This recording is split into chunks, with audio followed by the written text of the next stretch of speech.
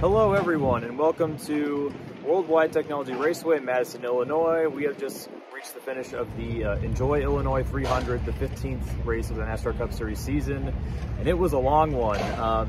After 5 laps, there was a lightning delay for a couple hours. There was a power outage in the middle of the race, and it was a very, attrition-filled race, grueling race with hot weather.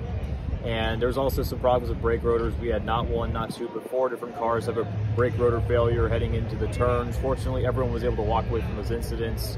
But at the end of the day, it was Kyle Busch, who won his first pole since 2019, who led the most laps and went on to win the race, holding off Kyle Larson and others on several restarts at the end. Phil, you got to talk to most of the top 5. What did they have to say? Man, Kyle Larson is the big standout here. He started 22nd and drifted all the way back into the 30s, but with a combination of skill changes with his team in the pits, some pit strategy, taking 2 tires, he was able to get all the way up to 4th. He considers it, quote, one of his proudest top 5 finishes of his entire career.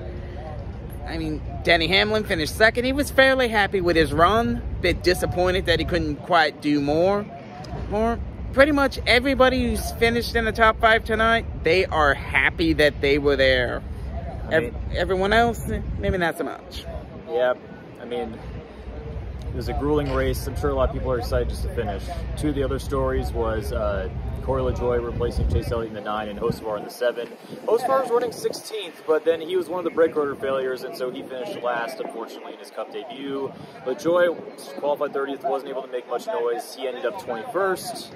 And obviously in the middle of the race, there was probably the biggest story was one of the front tire changes for the 43 car of Eric Jones. He was hit and injured during a pit stop. He was transported, but I talked to the fueler of the team. He said that he's awake, he's doing okay, and then he's in the hospital getting CT scans. That's all we have at the moment. And then perhaps the most notable incident at the end was an incident between Austin Dillon, Austin Cindric, and Ricky Stenhouse Jr.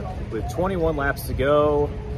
It looked like it was either one drifted up, one drifted down, somewhere in between, but Cindric turned left and then kind of turned Austin Dillon into the wall. Stenhouse was there, and they both went into the turn 1 wall pretty hard. The wall actually had to be repaired, and there was a red flag for that, but Dillon was furious after the race. He said that it was intentional, that Cindric right reared him, and that he should be suspended for the next week. Stenhouse also wasn't too happy either, especially since he was running top 15 the entire race and had a streak of 7 straight top 15s going.